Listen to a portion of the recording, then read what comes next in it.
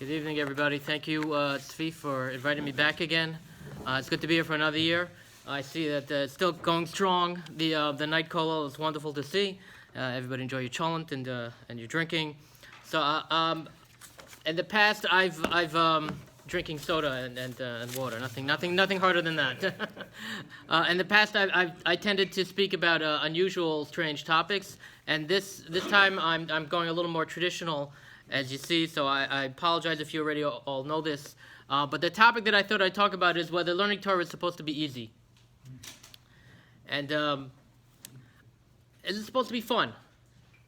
So on the one hand, the answer is very simple, but on the other hand, the answer is completely contradictory and complicated. So the Eglei Tal, or Shmuel Bornstein, so he writes it as an introduction to the Eglei Tal. He's Avnei Nezer, he's a famous posek. So he asks, he responds to critics that he had heard, who had said that people who learn and get a geschmack from their learning, who really enjoy it, they're not really mekayim the mitzvah right, because they're doing it for themselves. They're not doing it for the mitzvah, they're doing it for themselves. They actually, tell the story, his father-in-law was a Kutzker Rebbe. So you can imagine if you're the son-in-law of a Kutzker Rebbe, you got a sense of humor. So his father-in-law, the story is that one time, I think it was his father-in-law, someone at the Shabbos table lifted up a piece of kugel or chicken and said, L'shem mitzvahs oneg Shabbos, and ate it. And the Kutzker Rebbe that picked up a piece and he said, L'shem tanug of myself. I'm really enjoying it. That's it. You got to be true. You got to be honest. But if that's the case, if you're learning Torah because you enjoy it, are you really doing it for the mitzvah? That was the question. So the Eglei Tal, the Avnei Nezer, in his introduction, he says, no. And by the way, for learning Torah, it's even worse, because the Gemara always says you should always learn Torah lishma, for the right purpose, because if you learn it for the wrong purpose, so that's a terrible thing. It would have been better if you had never been born. Now, of course, it also says you should learn it for the wrong purpose, so that eventually you will learn for the right purpose. So don't worry. As long as you open up a Gemara and learn, that's good. But really, you should learn it lishma, and not shalol lishma. And if you're learning it because you enjoy learning, that's shalol lishma. So says the Avnei Nezer, no. That is lishma. Lishma is to enjoy the Torah. That's good for the mitzvah. It's exactly what we're supposed to be doing. And there are two proofs. I don't remember if he brings this, but there are many proofs. But I'll offer you two proofs, which at least one of them you definitely know. So halacha mefurish, we all know you're not allowed to learn Torah on Tisha B'Av. Why not? Because it's Mesamchei Lev. Pikudei Hashem Yesharim Mesamchei Lev. Torah is supposed to give us joy, and on Tisha B'Av we're supposed to focus on the morning, on the Avelus. And what's the nafkamina? How do we know that that's the reason? What's the nafkamina? Because you're allowed to learn things that are sad, that they won't bring you joy. You're allowed to learn Iyov, you're allowed to learn about the Churban, you're allowed to learn about Hilchos Avelus, because that won't bring you joy. But Torah, Be'atzmo, you're not allowed to learn, because it brings you joy. And that's the way things are supposed to be. If you take a neder, this is an odd nafkamina, but if you take a neder, normally if you take a neder, I'm not going to get hana from this guy, from you. I'm not going to get hana from you, if you take such a neder. So if he does a mitzvah for you, let's say he blows the shofar, are you allowed to be yosvei? Are you able to be yosvei the mitzvah when he blows the shofar? So the answer is yes, because mitzvah's lav lehanas nitnu. The whole point of the mitzvah is not that you should get benefit; it's that you should do the mitzvah. So you're hearing the shofar from him is not necessarily a hana, so you can still be yosvei. Except that the Taz in Yeridea says, but not learning Torah. You cannot learn Torah from him because Torah is a geshmak, and that's the whole point of it. And so you're supposed to get hana from whoever's teaching you Torah. The cholent can help, but it's supposed to be the Torah that gives it geshmak, and that's what it's about. And if you think about it, just from a practical level, if you don't enjoy learning, and look, I went to elementary school and high school also. I know what it means not to enjoy learning. You know, when you first open up a Gemara, you're breaking your teeth over what do these words mean. It's so strange. It's Aramaic. And what do these arguments mean? And what are the proofs? It's very opaque and hard to understand. And it's very challenging to go through it. But eventually you learn the skills, you get the textual skills, and then it speaks to you. And you see the ideas, the dialogue, the back and forth of the Chachamim. And it goes on through the Rishonim and the Achronim. It's a geschmack. You enjoy it. And if you don't enjoy it, I don't know how you're supposed to sit in the base medrash for hours and hours, year after year after year. And I just don't know how it's physically possible. Maybe some people have that willpower to be able to do it. But The Gemara says, "Ein adam lomed ela mimakom shelibo chafetz." You're supposed to learn something that you find enjoyable, because otherwise, how are you supposed to learn? I mean, Hashem, we lived to 120 years, every night, day and night, for 120 years. If you don't enjoy it, I don't know. I don't know how people do it. Maybe I'm blessed. Maybe I happen to enjoy it. But so for me, it's easy. But that's not the end of the story. So the Mishnah says, you know this Mishnah, Pirkei Avos. There are 4 types of people who go to the Beis Medrash. And listen, holech ve'eno oseh, oseh ve'eno holech, holech ve'oseh, eno holech ve'eno oseh. You walk and you do, or you walk and you don't do, you don't walk and you do, or you don't walk and you don't do at all. So there's one thing missing from this Mishnah. And what is that one thing? Learning. Doesn't say it in the Mishnah. So there are 2 general approaches of the Mefarshim on what this Mishnah means. Either holech means learning, and osa, what does osa mean? You learn and then you do. You mekayim the mitzvos. You learn how to do it and then you mekayim the mitzvos. The other approach, and this is Rashi's approach, is holech literally means going, walking, getting yourself to the Beis Medrash, and osa means learning. So let's assume like Rashi, and the Mishnah is talking about people who go to the Beis Medrash. You all got here somehow, so you must have come. And then you learn in the Beis Medrash. So why is this a Mishnah? You don't see anything about there are 4 types of people who go to the sukkah. People who build a sukkah, and people who eat in the sukkah. People who build it and don't eat in it, people who don't build it and eat in it, and you don't see that. Why do we see about any other mitzvah, just Torah? So I haven't seen anyone address this question, and I can think of a few possible answers. But let's move. Let's move on, and maybe an answer will appear after we talk about a Gemara that is a Peladic Gemara. Brachos Hey Amud Aleph. So at the beginning of the Gemara, towards the top, it says Kol Alomed Torah or Kol Osik B'Torah Yisurin B'Deilin Emenu. If you learn Torah, the Yisurin, the suffering, hardship will go away from you. That later on that very same Amud, it's the very same page, it says the HaKadosh Baruch Hu gave 3 matanos to Klal Yisrael, and all of them came with Yisurin: Torah, Eretz Yisrael, and Olam Haba. So it says Torah comes with Yisurin. Very same page as it says if you learn Torah, Yisurin go away from you.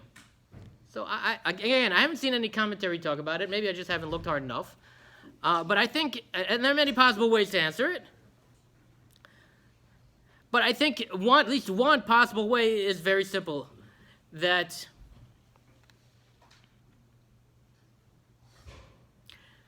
when you put hard work and effort into learning, when you take on the yisurin of the exhaustion, of the waking up early, of the concentrating when you cannot concentrate, you concentrate anyway. And you stay up late. Already past 10 o'clock, you're still in the Beis Medrash. When you bring Yisurin on yourself by learning Torah, then all the other Yisurin in life go away. To some degree. Sorrows happen, but to some degree. And we'll talk about in a minute what that means. But what does that require? It requires learning hard, learning intensively, and putting in all your effort for that. Amelus. That's what amelus is. Amelus is putting in all your effort, all your kochos, and to figure out what this Gemara means, what this Tosfos means. It's not easy. It shouldn't be easy. If it's easy, then the Yisurin aren't going to go away from you. Part of learning Torah, that has to be Yisurin. It has to be tough on you. I'm not saying of the same magnitude. It doesn't have to be the same magnitude, but it has to be hard. The book Sefer Iyov says, Adam la'amal yulad. Man was born to work hard, to toil. And the Gemara in Sanhedrin says that means amala shel Torah. Doesn't mean in the office, doesn't mean in the marketplace. Yeah, you have to work there. But what you were created to do was to work hard learning Torah. Sacrifice. You got to sacrifice time that you could otherwise spend doing other things. Your leisure activities. In many different ways. Everybody on their own madrega has to sacrifice in order to learn Torah. Otherwise, it's not the same Torah. And I don't want to speak for anybody here, But I know in other places, people do things that deserve punishment from a Kodesh Baruch Hu. And it's our choice. Do we take the punishment in the normal way, or do we take it by learning Torah? The Gemara in Yoma divides Averis into 4 categories. The worst one is Chil Hashem. The third, the next to worst level, is Chayve Krisis and Misos. Do something that requires kares. There's a way to avoid it. The Gemara says, of course you have to do tshuva, and Yom Kippur, you have to go through a full Yom Kippur, but that's not enough. Tshuva and Yom Kippur isn't enough. If you do something that bad, nobody here should do such a thing. But if someone does something that bad, it's not, you have to do tshuva and Yom Kippur, but even more than that, the Gemara says, Yisurin memarkin. You need Yisurin. You don't have to give your life? That's all Chil Hashem. Chil Hashem is only Misa Memarekes. Here we're talking about Chay Vikaris. Chil Hashem is even worse. However, the Shari Tshuva says there's a way out of it. So what happens if you are in that situation when you're over one of those Averas and you need Tshuva and Yom Kippur and Yisurin? How do you save yourself? So it says the Shari Tshuva, right? Rabbi Yonah, one of the Rishonim. So he says, first of all, give tzedakah, do chesed, obvious. Do good things. If you did bad, you got to outdo it by doing good, doing even more good. But he says even more. If you need Yisurin, accept the Yisurin of Torah, and that will be in exchange for the Yisurin, the physical Yisurin that Lo Aleinu would otherwise be required. That is the way, says the Rabbi Yonah, to avoid Yisurin. Learn Torah. Put in your effort, your sweat, all your kochos, and that will prevent, it will pater you, it will exempt you from the Yisurin from Shamayim. The suffering of Torah, the Yisurin Shel Torah, takes the place of Yisurin from Shamayim. You gotta take the initiative. Does the suffering incorporate not enjoying it as well, or just difficult? So if you don't enjoy Torah and you force yourself to do it, so it's hard, isn't it? It's very hard. It's hard emotionally and intellectually, and I would say, yeah, probably, yeah. You're putting in all your effort, everything you got, into learning. The Vilna Gaon's brother, Rav Avram, so he wrote a sefer on the beauty of Torah called Malas Torah.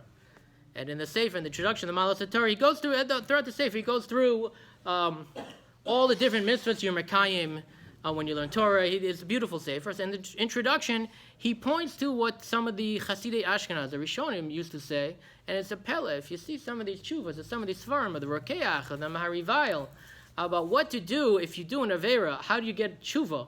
The tshuva, they prescribe what to do for tshuva, and their prescriptions are horrifying. I mean, one of the examples is if you said a leitzanos, you made a mocking joke, that you should fast for 120 days, the gematria of leitz. That's very hard. In a time and era where people barely ate anyway, there was just hunger all the time, and they were used to it. So fasting during the day and eating at night for 120 days wasn't such a big deal. But today, I can't imagine such a thing. Someone you shouldn't mock.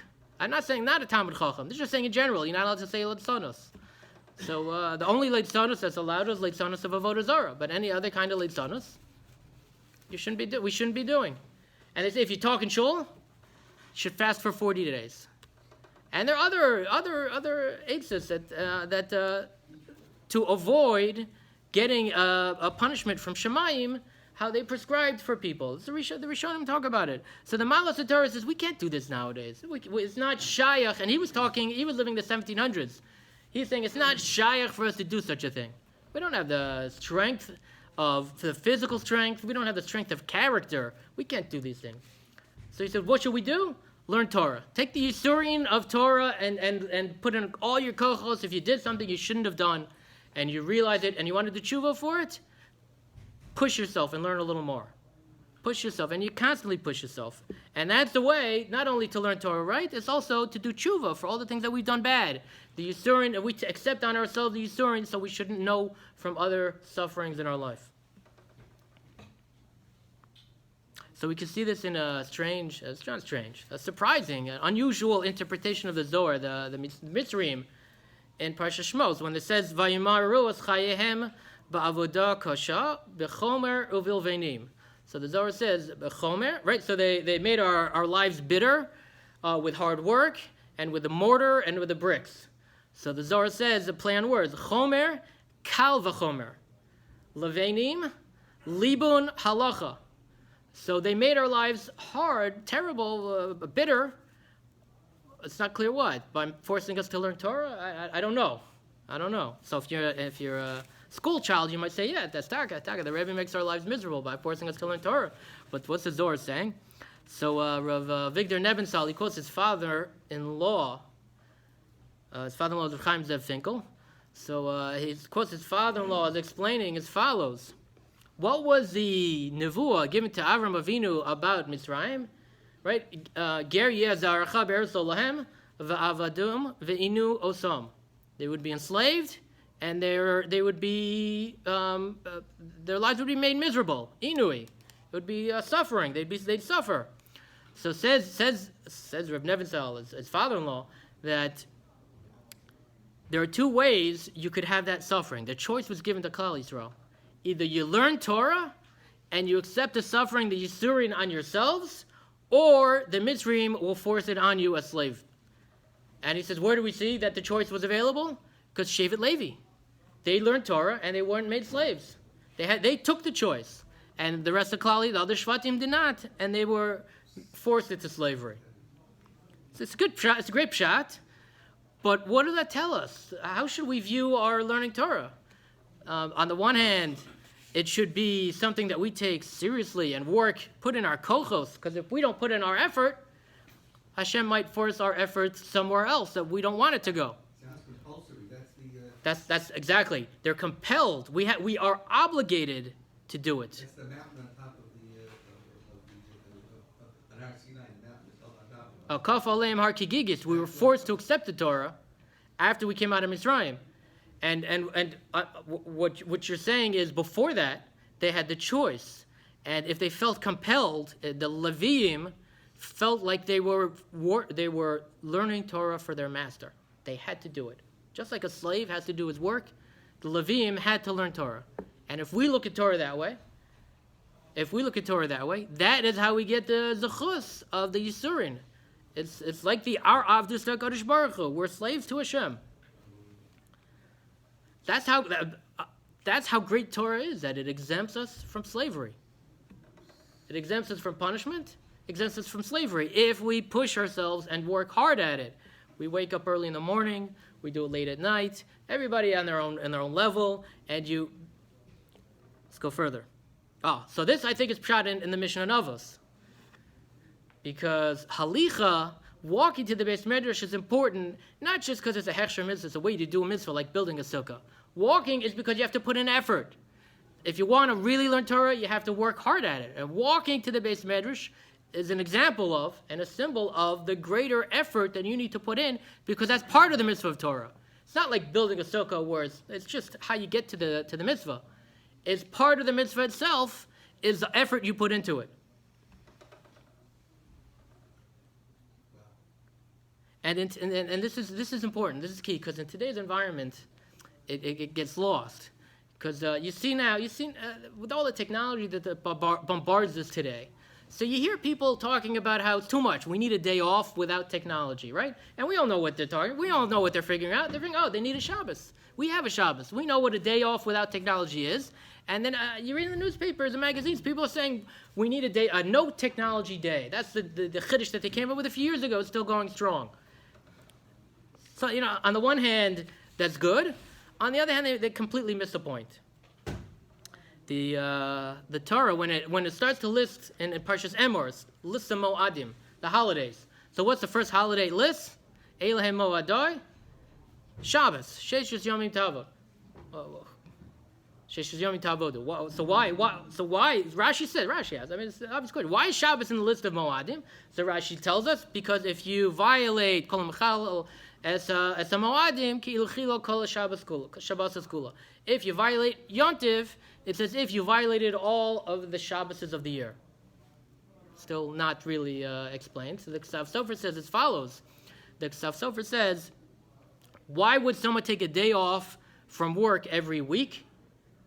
So there are two reasons. Either they're commanded to do it, or they want a day off from work. They need a day off. It's too much. You can't work every day. You need a day off. So if you don't work on Shabbos because you want a day off, so what happens when Yom Tov comes? 2 days off a week. Okay, 3 days off a week. It's already too much. A 3-day Yom Tov, we all fetch and we complain, right? So 3 days. If you violate Yom Tov, it shows why do you rest at Shabbos? Because you want a day off.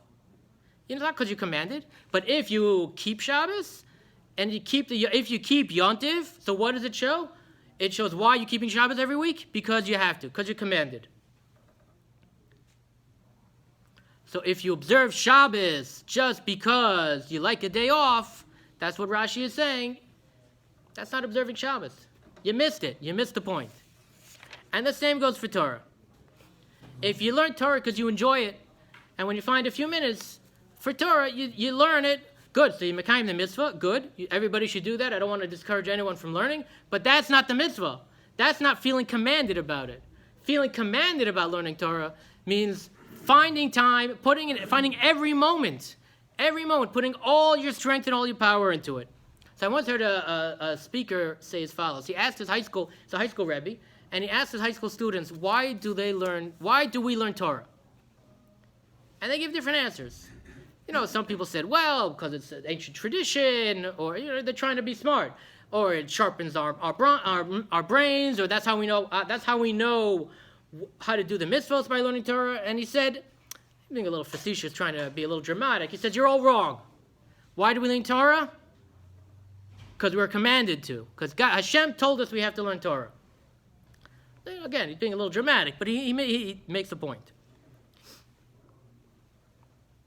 The Gemara in Kiddushin says, Gadol ha-mitzuvah me'osa, ve'osa mimi she'eno mitzuvah ve'osa. Someone who's commanded and does it is greater than someone who's not commanded and does it anyway.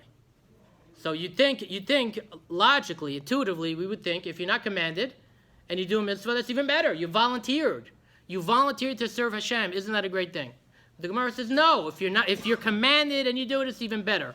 So why should that be? Why? It's against our intuition. So Tosfos says, because if you're commanded, you will make sure you'll be very, very careful you do it. If you're not commanded, so if you do it, good. If you don't do it, okay, no, nothing lost.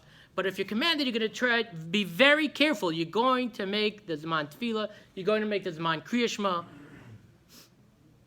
So Rabbi Yisrael Blazer in his Kochvei Or, so he says that from this Tosfos, we see multiple things. Number one, Lofum Sara Agra, the more you worry about it, the more you concerned about it, you work hard and you make sure you do it, the more reward you get. But if you treat a mitzvah as something optional, you get less reward. You still get reward. You still get schar. You did something. You learned Torah, but you didn't feel obligated. You learned Torah, so good. But it's as if you're Eino Mitzvah also. If we treat Torah like something that when we have a few minutes, we'll learn Torah, so then it's as if we're Eino Mitzvah also. It's like we never got that command from HaKadosh Baruch Hu. If we set times and we make sure every day we follow those times, and if not, we make it up. If we're very careful, we worry about when am I going to finish the blot? I have to do the daf. When am I going to do the daf? That's mitzvah v'osa. If I miss it today, I have to do it twice tomorrow. That's mitzvah v'osa. If it's just, I'll learn if I have time, and if I don't, I don't. That's not mitzvah v'osa. So there's a contradiction there, because you said, when you concluded that the enjoyment was the mitzvah itself, okay? Some people get a more geschmack out of savoring the time. Not if they make it compulsory, they lose the enjoyment. Some people don't like discipline, so when they want to do it, those are special times for them. I'm speaking for myself. Okay, so it's contradictory, because if I would have to go to Daf Yomi every day, it would take the enjoyment away from it. I'm being honest, very honest. So there are what you need to find. I'm not talking to you. You know what? What I need to find, because I don't like discipline. I just before I came here, I saw tshuva from the Shevet HaLevi, and he's talking about, do we have to wake up at Chatzos, at midnight, to learn? Because it seems from the Mishnah Berurah in the first Siman of Shulchan Aruch that we have to wake up at midnight to learn. Minhag Olam is not that way, and frankly, I'm usually not asleep by midnight. And that's, I think, another reason why it doesn't apply nowadays. Now we have electric lights. The whole world has changed. So Nagea Hanukkah lights. Who could do that? You're exhausted to get up at 12 o'clock. Well, if you go to sleep right after sunset, you eat dinner and you go to sleep, and you sleep for like 5 hours. It's a good night's sleep. But what he says, what the Shevet Levi says is, he's more in favor of waking up early before sunrise and learning and then davening, because that way you make sure you learn in the second half of the night and you're up in time for Shacharis, for Minyan. But he says the most important thing is to have a Seder in your life, because who could be a Talmid Chacham if they don't have organized life, an organization to their day? Seder Hayom. I'm looking at that, I'm like, I have no idea what he's talking about. I've never had an organized day in my life. So I can never be a Talmid Chacham like that, because that's just not, I can't do it. Still. But you are nevertheless, right? I wouldn't say that I am. But still, I set for myself goals in advance for the week. And if I don't meet the goals, I knock myself out on Shabbos till I meet the learning goals that I have. That's one way to do it. There are other ways to do it. But I feel like I need something to obligate me, otherwise I'll fall behind. I'll slack. No, Adarabba. Once I do it, I feel like, whoa, I did it. I didn't think I could, but you know what? I could. During the learning, enjoying learning while you do it. No, it's like try it. I'm just, you don't have to try it. But I suggest experiment. See what works. See what works. And then brag about it. If I could get to, so I have my preferred daily quota, which I don't always make, and then I have the extra. And if I can make that extra, I'm telling you, I'm smiling at night. My whole family knows it, that I made that extra. I'm not going to say what it is. I made that extra for the day because it just gives me such a, I can't believe I did it. It just seems inhuman, but somehow I managed to get to that extra point. You got to push yourself. Push yourself. And you'll be amazed what you can accomplish. You're amazed. So I this Sunday, I don't want to do any commercials here, but this Sunday I'm going to the Siyum Hashas of Dirshu, that they're doing in Prudential Center in Newark. Dirshu, the way it works is not only do they do Daf Yomi, not only do they get tested on Daf Yomi every month, but every 3 months there's a cumulative test on everything from the beginning of Shas, which means by the end of 7.5 years, they're getting tested on all of Shas. I've never done it. I can't imagine how it's humanly possible to do that. But Lamaisa, I actually know people who have done it. And they push themselves. And that takes a huge push. It takes a few hours a day to constantly review. The hardest part of learning is chazering. But can you imagine such a thing? I can't imagine how it's humanly possible. You know how it's possible? They do it day by day, month by month, masechta by masechta. It's a shame we should all do that. I can't imagine myself doing it. But let me tell you, there's so many things in life I can't imagine myself doing. But if you push yourself and you make a schedule and you go, yeah, I can't follow a schedule on any given day. But do it all. Make something doable, then push yourself a little more, and you'll see you can do it. I don't give business advice or stock advice. After the video is off, I'll tell you something though. But before, so we've up till now we've talked about number 1, enjoying learning, and number 2, pushing yourself and till it hurts, and waking up early, going to sleep late. But you got to be able to function in life. There's a Peladika Gemara. So usually when rabbis speak, they only quote half the Gemaras on this topic of pushing yourself. But I'll tell you the same, not only the same Gemara, it's one after the other in Sanhedrin. Where am I? Samech Hey Amud Aleph. I'm sorry, Eruvin. Samech Hey Amud Aleph. Rav Yehuda and Reish Lakish. Rav Yehuda says, I can never find it. Lo ivri leila ela l'shenta. Night was only created for sleep. Next one goes, Amar Reb Shimon ben Lakish, lo ivri siara. The moon was created ela l'girsa. So you could learn at night. Right? Before they had electric lights. So have you ever tried to learn by candle? Very, very hard. During blackouts, try it. Not easy. The moonlight, at least during, when it's strong, that gives you an extra light. So according to Rav Yehuda, what should you do at night? Sleep. According to Reish Lakish, what should you do at night? Learn. So what's the answer? The answer is obvious. Both. Balance. You need balance in life. I'll tell you the following story I just saw. There's a new book published by Rabbi Dov Eliach, Cherished Conversations with Gedolei Yisrael. And included in those Gedolei Yisrael, with whom he had conversations, is Rebbe Kanievsky. So he was shmuling with Rebbe Kanievsky, and he asked her if she ever, how much she let Reb Chaim Kanievsky help in the kitchen. So again, think about this though. This is not a normal couple. This is not me and my wife. It's not you and your wife. This is Rabbi Yashiv's daughter with the Stipler's son and the Chazon Ish's nephew. So she said she once asked him to help in the kitchen. She was sick, and Reb Chaim Kanievsky woke up at 3 a.m. to learn with a chavrusa, and she asked him to bring her hot water. She was sick. She wanted not even make tea, just bring her the hot water in a cup. So he went in, he got distracted, whatever. Next thing you know, the pot's on the floor. And she said after that, never again. She never asked him to help in the kitchen, never allowed him to help in the kitchen. His job was to learn. Again, not my family. That's not how it works in my house. So there are many lessons from this story. One lesson I'll tell you is, number one, Reb Chaim Kanievsky went to sleep. And number two, he woke up at 3 a.m. So clearly he didn't wake up at midnight, chatzos. But he did sleep at night.